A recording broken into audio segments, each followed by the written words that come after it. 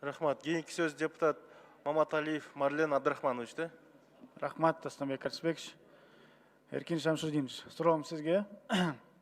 Айтсаңыз, ушул өзүңүздүн ишмердигиңизде эң негизги 3 багытты белгилеп кетсеңиз, сизге кандай тапшырмалар коюлуп атат, максат кандай максатка жетишесиз, жана кандай жетишкендиктерге жетишесиз, аягы кандай көрсөткүчтөр болот? 3 багытты айта кетсем, биринчи бул ЯЭСтеги маселелер, экинчи багыт инвестицияны тартып келүү, үчүнчү багыт экономика ишкерликке жардам берүү, шарт түзүү.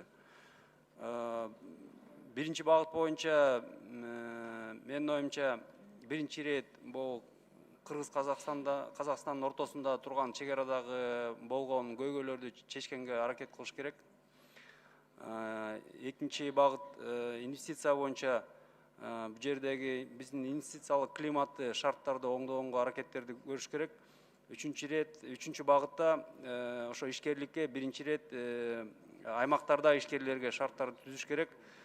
Менин оюмча бүгүнкү күндө финансылык институттарда каражаттар бар, бир четинен, экинчи четинен ишкерликтерде долбоор, жакшы долбоорлор бар да, бирок тилекке каршы ошол каражат, финансы булагынан каражаттар ошол долбоорлорго өзгөчө аймактарда аягына чейин жетпей атат да. Ошо кандай жол менен алып келишти?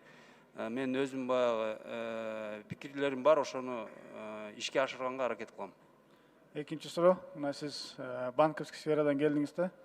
Госипотеканын азыркы жүрүп аткан жумушуна кандай карайсыз? Ошол айтылып аткан проценттик ставкаларды түшүргөнгө толук мүмкүнчүлүк барбы дагы?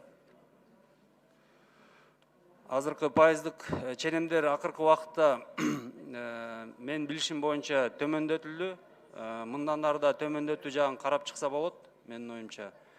Эң негизгиси бул ипотеканы айта кетсек, көбүрөөк каражатты таап келгенге аракет кылыш керек. Себеп дегенде муктаж болгон адамдар көп, ошонун баары канааттандырбай атат да.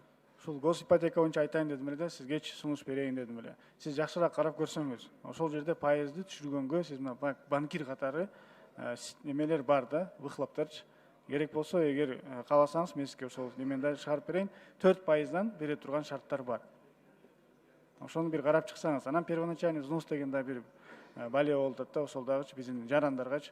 Ошону дагы түшүрүү боюнча механизмди иштеп чыксаңыз жакшы болот эле. Бул аябай керектүү болуп атат. Эске алам.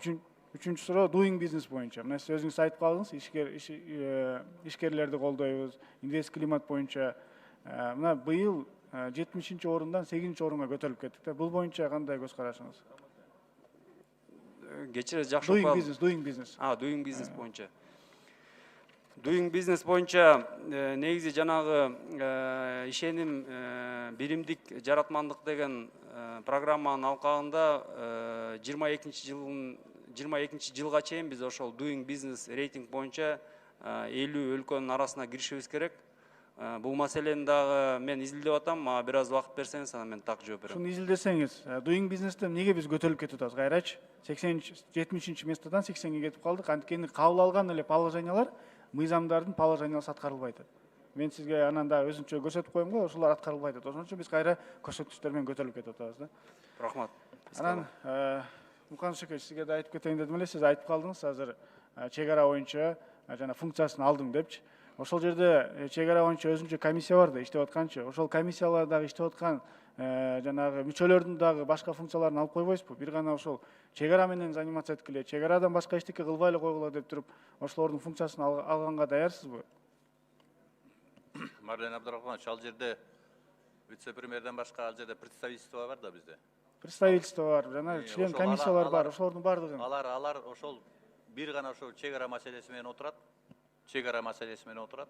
Андан тышкары жана жер боюнча агенттиктеги жетекчиси Ботобаев аксакалыбыз, коллегабыз, ал дагы ушул чек ара маселеси менен болот. Атак негизи азыркы потенциал менен иштесек болот да. Анан жанагы сүйлөшүү жолдорунун ыкмаларын билген мына Разаков деле азыр бышып калды. Баардын көрдү, кайсы жерде кандай сүйлөш керек, ким менен кантип сүйлөш керек, ар бир мамлекеттин кимиси кандай чечимди кабыл ала алат, кимиси чечим кабыл ала албайт, ушулардын баарын билип калды. Мен айтайын дегем, сиз жакшы чечим кабыл алдыңыз да, бир гана чек араны калтырдыңыз функциясын, бирок ал жетекчи катары. Анын 10 секунд. комиссиянын мүчөлөрү бар да, ошолордун дагы функциясын карап чыксаңыз.